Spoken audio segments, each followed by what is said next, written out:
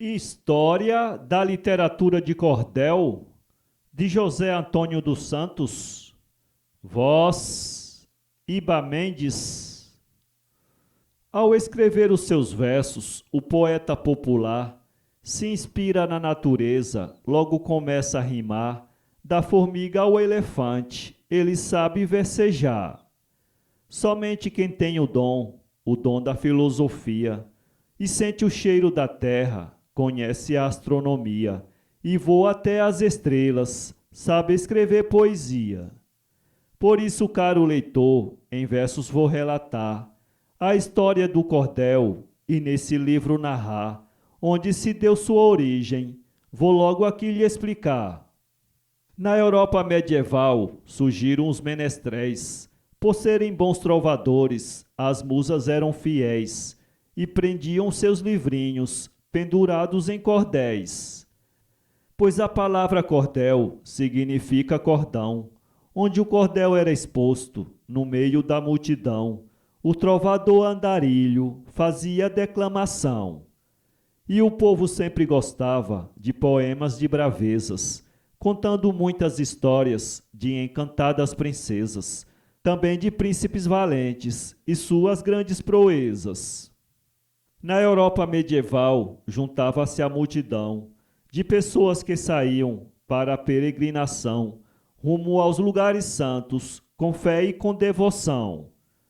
De Provença, sul da França, iam para Jerusalém. Da Lombardia para Roma, saíam dizendo amém. E o terceiro lugar, agora cito também. Saíam lá da Galícia, rezando no breviário, e lá da Península Ibérica, para o grande santuário, Santiago-Compostela, seguindo o itinerário. O bom poeta andarilho do povo seguia a pista e funcionava como verdadeiro jornalista. Seus poemas de aventuras cantava como um artista. Eis a origem da nossa poesia popular. Para o Brasil os portugueses trouxeram algum exemplar e para as novas gerações puderam então repassar. Antes do folheto impresso surgiram os trovadores, violeiros repentistas, que eram os cantadores. Andavam de feira em feira, cantando e dando louvores. Augustinho Nunes Batista, lá na Serra do Teixeira, no estado da Paraíba, foi quem ergueu a bandeira dos poetas cantadores. Sua ação foi pioneira. Como já diz o ditado, filho de peixe é peixinho. Ugolino e Nicandro, os filhos de Agostinho, abraçaram a viola para cantar ao som do pinho. Nicandro e Ugolino e o Bernardo Nogueira, o Raimundo Manduri, vai formando uma fileira com Germano da Lagoa, lá na Serra do Teixeira. Também Francisco Romano, um trovador de primeira, e Silvino Pirauá, com sua lira altaneira, ficaram bem conhecidos como o Grupo do Teixeira. Já Silvino Pirauá teve boa inspiração, passou da oralidade logo para a impressão, para registrar nos folhetos nossas coisas do sertão. O folheto de cordel, de forma fenomenal, teve como pioneiro nesse Brasil tropical o Silvino Pirauá, lá de Patos Natural. Escreveu logo os romances O Capitão do Navio e Zezinho e Mariquinha, mostrando que tinha brio. Foi cantador repentista e um sertanejo bravio. Fim do século XIX, para que não haja engano, o Silvino Pirauá, do solo paraibano, junto a Leandro Gomes, do cordel fez todo o plano. Silvino escreveu folheto, mostrando ser pioneiro. Leandro Gomes de Barros seguiu no mesmo roteiro, ultrapassando Silvino, em fama foi o primeiro. Leandro Gomes de Barros, de Pombal paraibano, como Pirauá mudou-se pro solo pernambucano, em Recife ganha fama, digo não cometo engano. Leandro e Pirauá formavam uma sintonia. Pirauá na viola cantava com maestria e Leandro na bancada, escrevendo dia a dia. Dizem que quase 1000 obras Leandro fez em cordel. O vate fazia versos como a abelha faz o mel. Entre todos os poetas, foi o maior menestrel. Da sua lira fantástica, Leandro sobreviveu. O seu Cachorro dos Mortos, mais de 1 milhão vendeu. Com talento e com sucesso, no cordel ele venceu. Leandro Gomes de Barros foi mestre historiador. Pesquisando vários temas, mostrou que tinha valor. Para a nação nordestina, trouxe brilho e esplendor. Nos livros que publicou, mostrou que tinha pujança, escrevendo a linda história dos 12 pares de França. Da França contra a Turquia, mostrou a beligerância. Já o título da história, cito sem voltar atrás, a famosa batalha de Oliveiros e Ferrabras. No duelo da espada, na luta eram 2 rivais. Para ilustrar meu livrinho, eu digo com maestria: Oliveiros pares de França, Ferrabras de Alexandria. Carlos Magnus, rei da França, enfrenta o rei da Turquia. João Martins de Ataíde, quando Leandro morreu, de sua esposa comprou parte do acervo seu, dos direitos autorais, fez o que bem entendeu. Porém não quero negar de Ataíde o valor. Dos folhetos de cordel foi o maior editor. Na sua época o folheto teve o seu grande esplendor. Cuíca de Santo Amaro, esse era de Salvador. Foi poeta conhecido, língua solta sem pudor, que criticava os políticos sem temer o repressor. José Pacheco da Rocha, esse poeta eterno, natural de Pernambuco, escreveu em seu caderno o grande clássico A Chegada, de Lampião no Inferno. O poeta cordelista de escrever não se cansa. Delarme Monteiro Silva escreveu com abastança o romance Joana d'Arc, a heroína da França. Natural de Pernambuco, foi forte igual a Teseu, e a feiticeira do bosque ele primeiro escreveu. Como autor daí por diante, Delarme muito cresceu. Já outro grande poeta, de estilo criterioso, José Camelo de Melo, cordelista talentoso, foi autor da grande obra, O Pavão Misterioso. O Pavão Misterioso despertou inspiração, foi tema em Saramandaia, novela da Globo então, pois com base no romance, fez Ednardo a canção. O Raimundo Santa Helena, lá no Rio de Janeiro, natural da Paraíba, segue no mesmo roteiro. É um poeta-repórter, lutou lá no estrangeiro. Entre os poetas repórteres, foi grande o José Soares. Nesse gênero ele foi um dos maiores pilares.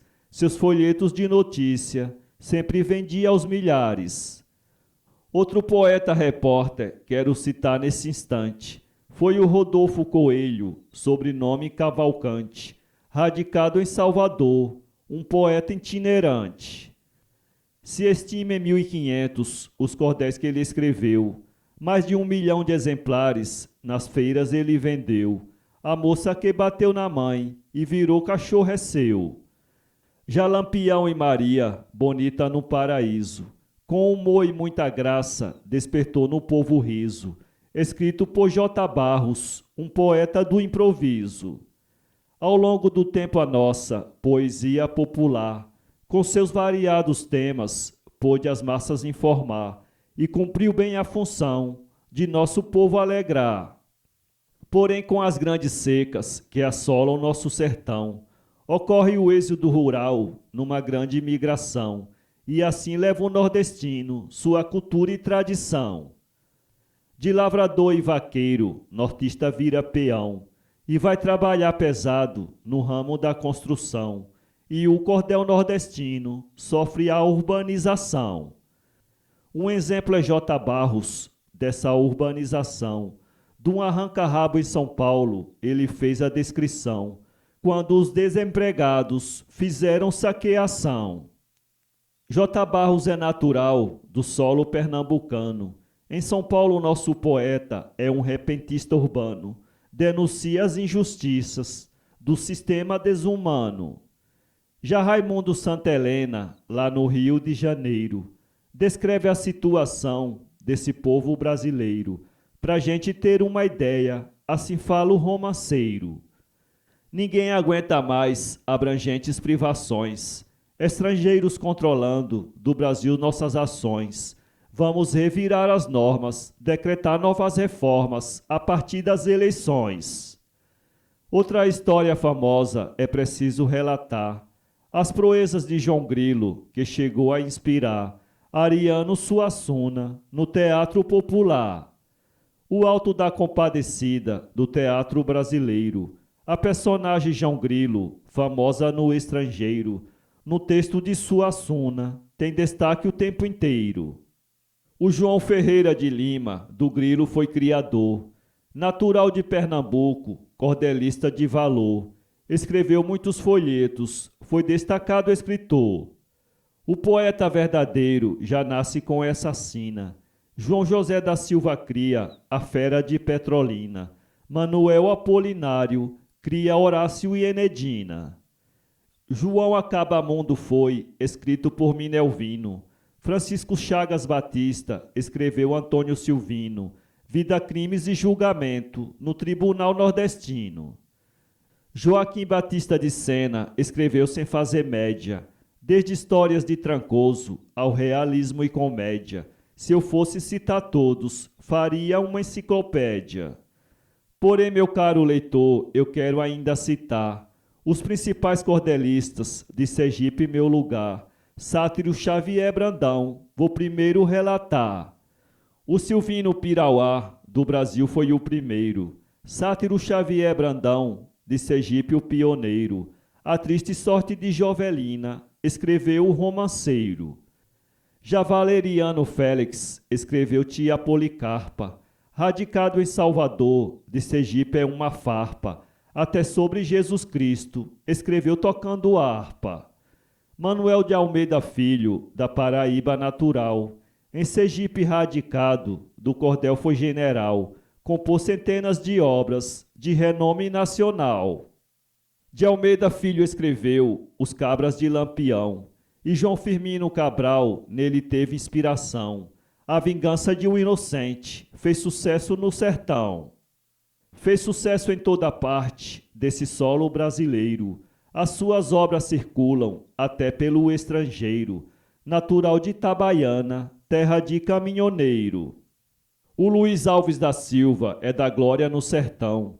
Escreveu, entre outros temas, sobre o Frei Damião. Defende com muita garra a cultura e a tradição.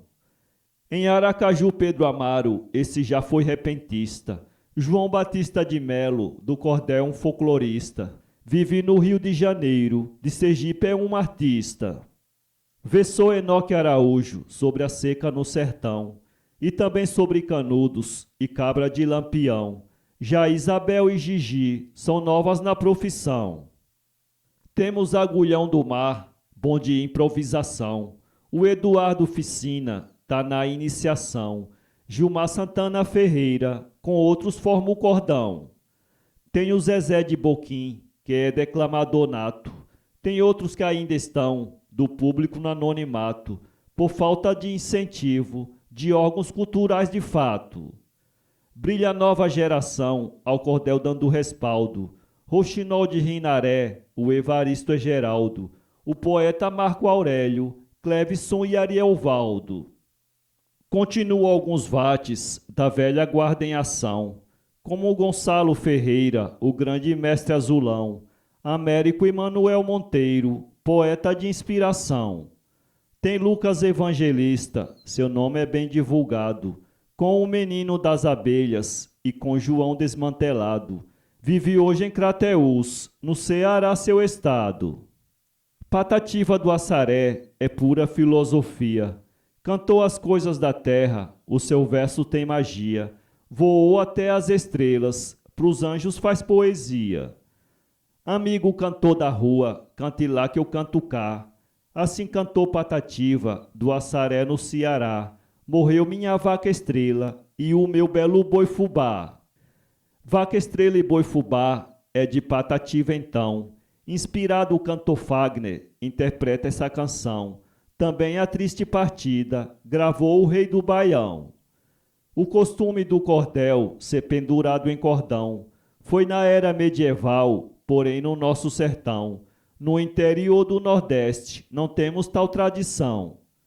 Antigamente o poeta sofria perseguição da polícia e dos fiscais que iam cobrar o chão da feira onde se botava versos para exposição. Além de pagar imposto muito alto pelo chão, era chamado safado e até de anticristão, pelo clero e pelo bando de governante vilão. E por isso o folheteiro, para fugir da ladroeira, sobre uma malinha aberta, botavam no meio da feira os folhetos para vender, prontos para fazer carreira.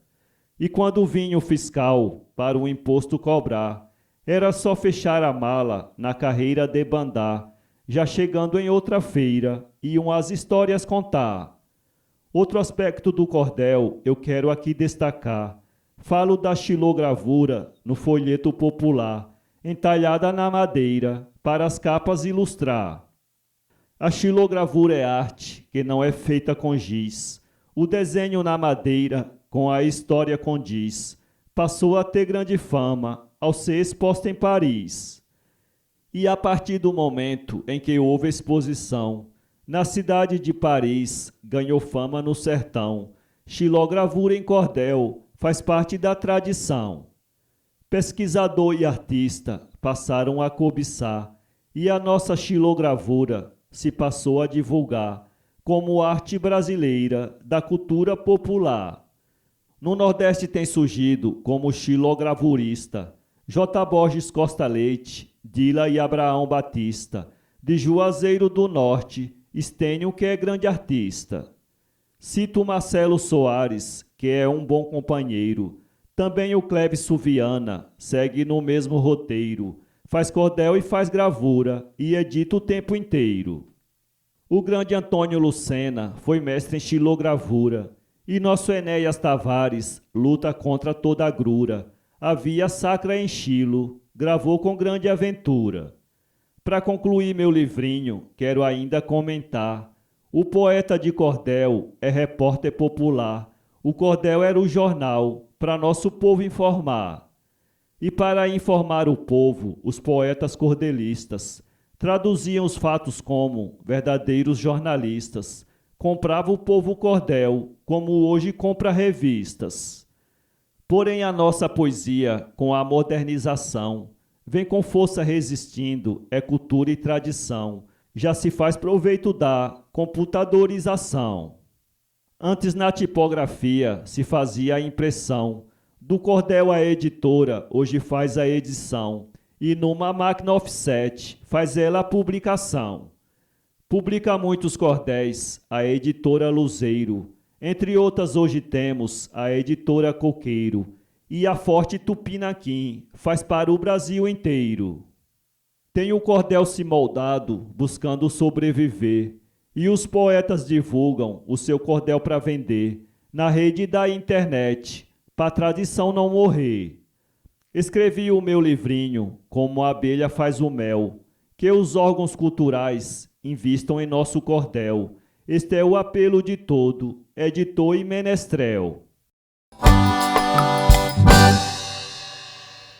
Inscreva-se em nosso canal e visite nosso blog www.poeteiro.com.